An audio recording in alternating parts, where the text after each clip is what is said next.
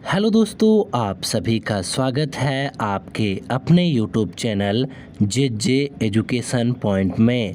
तो दोस्तों, आज के इस वीडियो लेक्चर में हम पढ़ने वाले हैं वैदिक काल या वैदिक युग से संबंधित जितने भी महत्वपूर्ण प्रश्न हैं उन सभी प्रश्नों को।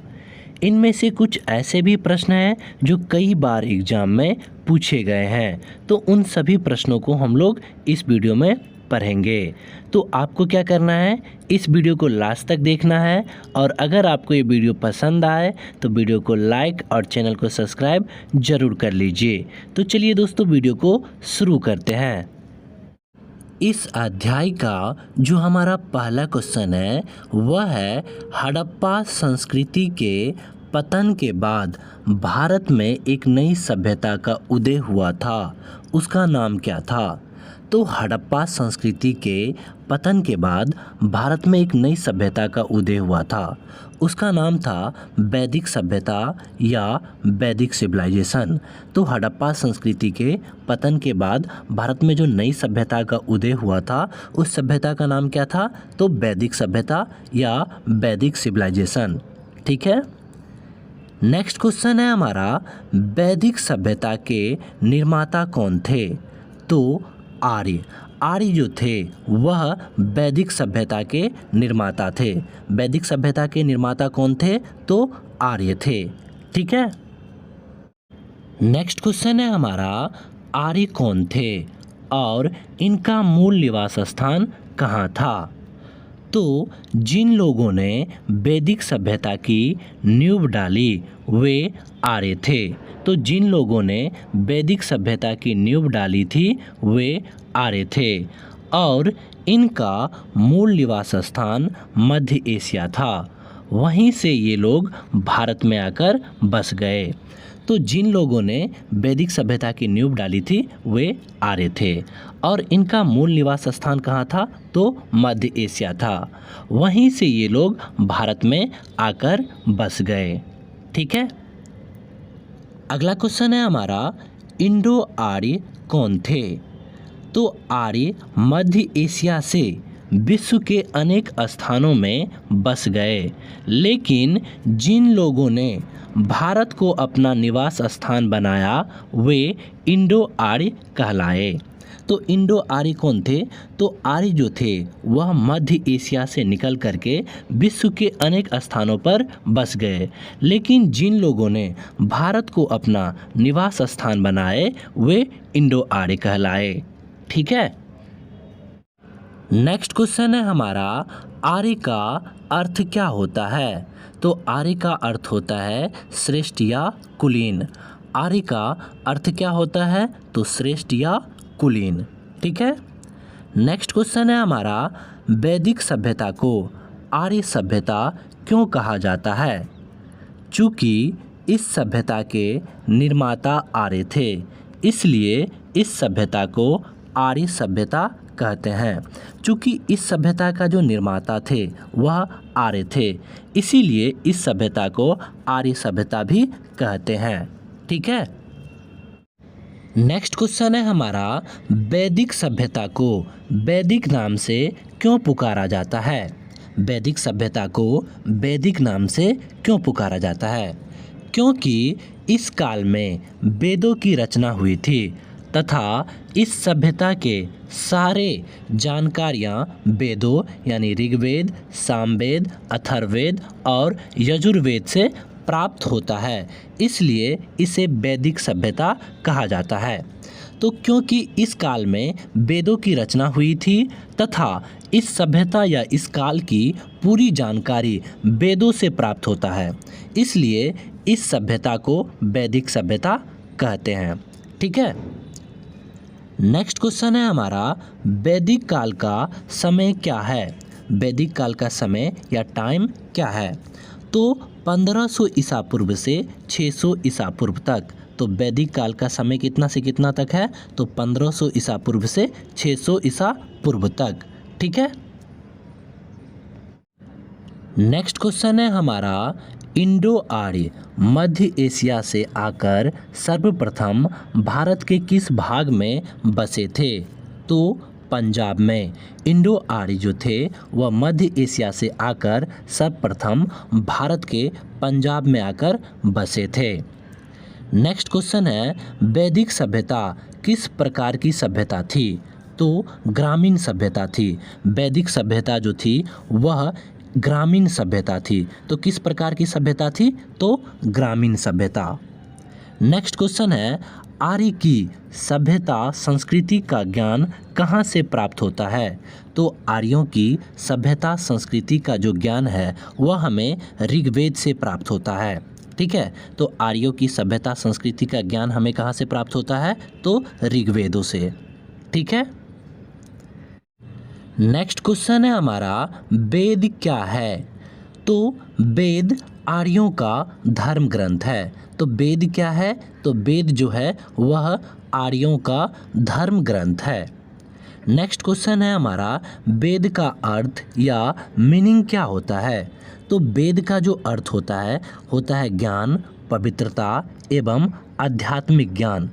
वेद का अर्थ या मीनिंग क्या होता है? तो ज्ञान, पवित्रता एवं आध्यात्मिक ज्ञान। ठीक है, आध्यात्मिक ज्ञान होता है।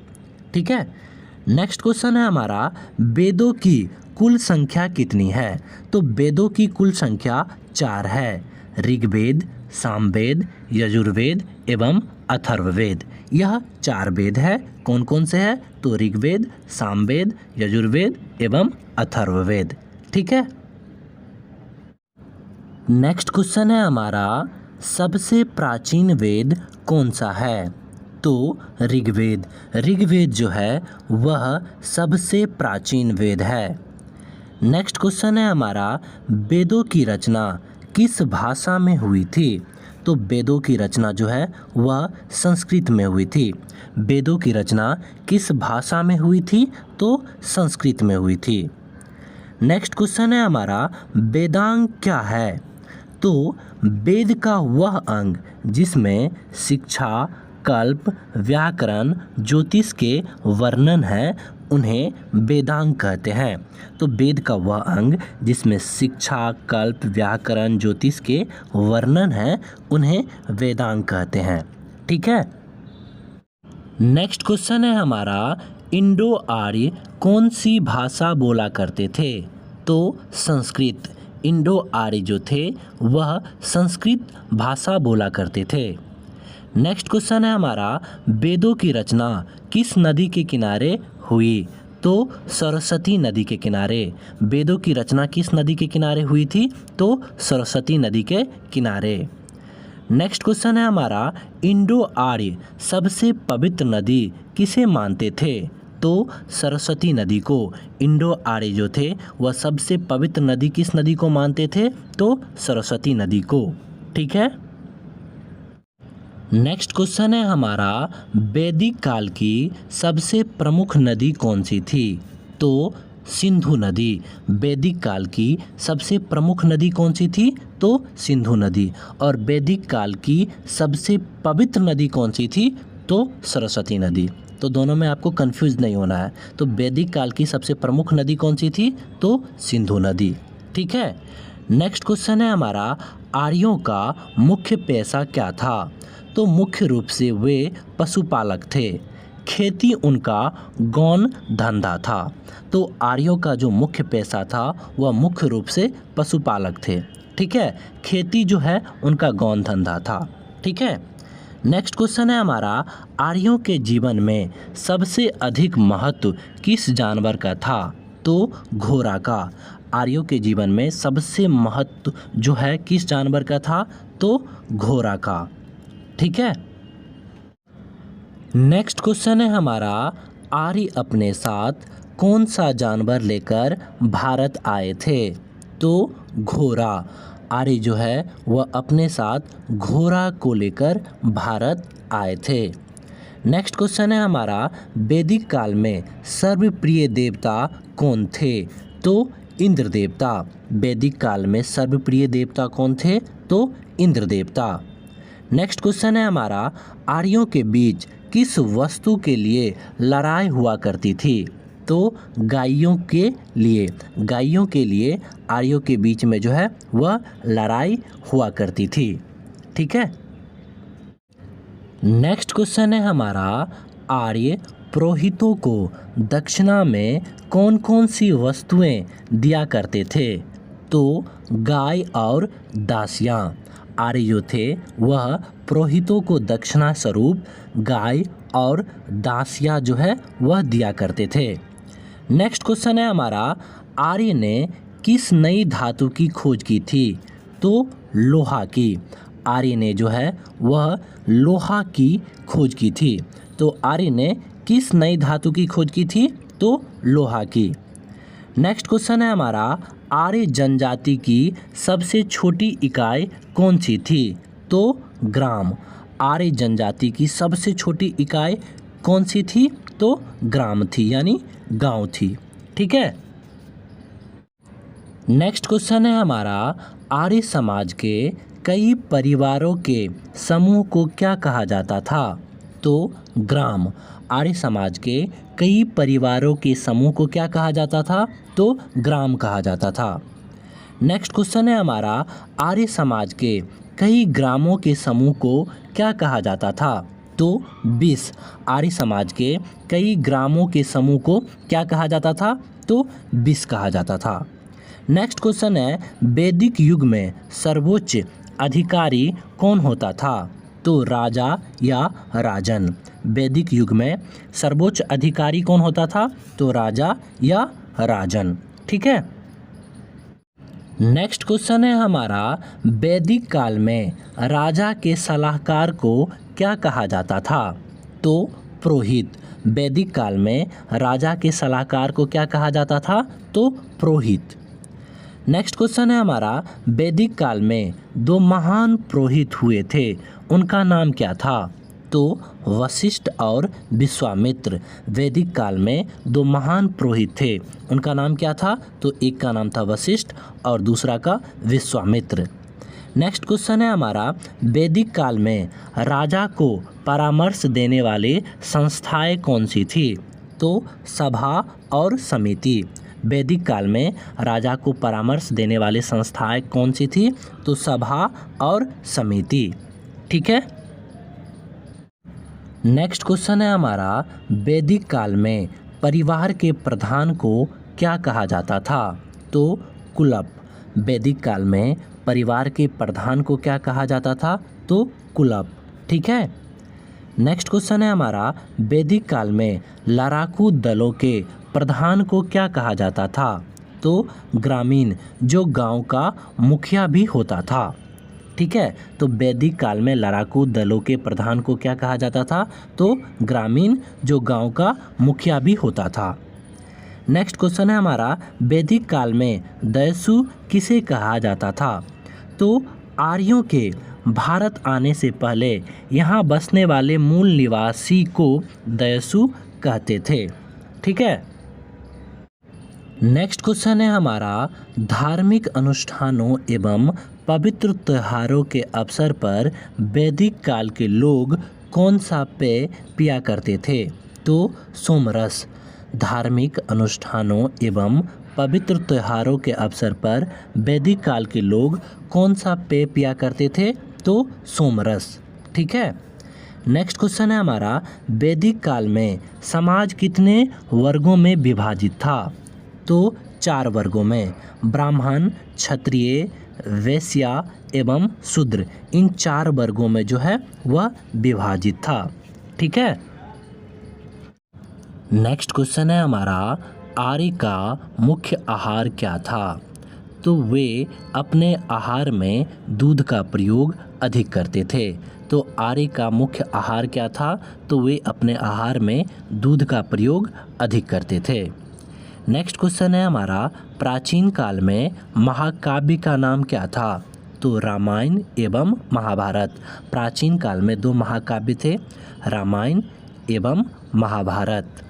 नेक्स्ट क्वेश्चन है, वैदिक काल में काबिलाइक समाज कितने समूह में विभाजित थे? तो 3 समूह में। पहला पुरोहित, दूसरा योद्धा और तीसरा सामान्य लोग। इन 3 जो है समाजों में विभाजित थे काबिलाई के लोग। ठीक है। नेक्स्ट क्वेश्चन है हमारा, वैदिक काल को कितने भागों में विभाजित किया गया है? तो 2 भागों में, पहला ऋग्वैदिक काल और दूसरा उत्तर वैदिक काल। तो वैदिक काल को 2 भागों में विभाजित किया गया है, पहला ऋग्वैदिक काल और दूसरा उत्तर वैदिक काल। नेक्स्ट क्वेश्चन है हमारा, ऋग्वैदिक काल का समय क्या है? तो 1500 ईसा पूर्व से 1000 ईसा पूर्व तक।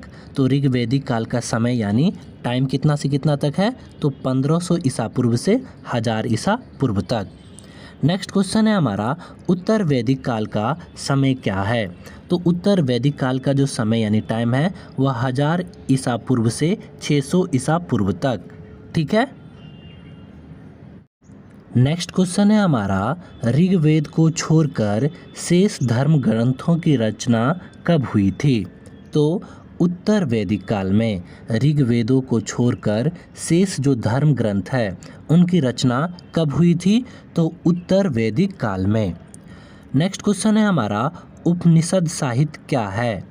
तो उपनिषद साहित्य एक प्रकार का दार्शनिक साहित्य है। उपनिषद साहित्य जो है वह एक प्रकार का जो है वह दार्शनिक साहित्य है। उपनिषदों के ज्ञान का सार यानी तत्व है परमात्मा में व्यक्तिगत आत्मा का विलीन होना, इसका शाब्दिक अर्थ है। ठीक है। इसके बाद अगला क्वेश्चन है हमारा, सत्यमेव जयते शब्द कहाँ से लिया गया है? तो मुंडक उपनिषद से। सत्यमेव जयते शब्द कहाँ से लिया गया है? तो मुंडक उपनिषद से। ठीक है। इस वीडियो का लास्ट एवं अंतिम क्वेश्चन है हमारा, पुराण क्या है और इनकी संख्या कितनी है? तो पुराण एक धर्म ग्रंथ है जिनकी संख्या 18 है। तो पुराण क्या है? तो पुराण एक धर्म ग्रंथ है जिनकी संख्या कितनी है? तो 18 है। ठीक है। तो दोस्तों इस वीडियो में इतना ही। अगर आपको ये वीडियो पसंद आया हो तो वीडियो को लाइक और चैनल को सब्सक्राइब जरूर कर ले। और अगर आप अपना राय देना चाहते हो तो आप मुझे कमेंट करके ज़रूर बता सकते हो। तो दोस्तों इस वीडियो में इतना ही। मिलते हैं नेक्स्ट वीडियो में, तब तक के लिए जय हिंद।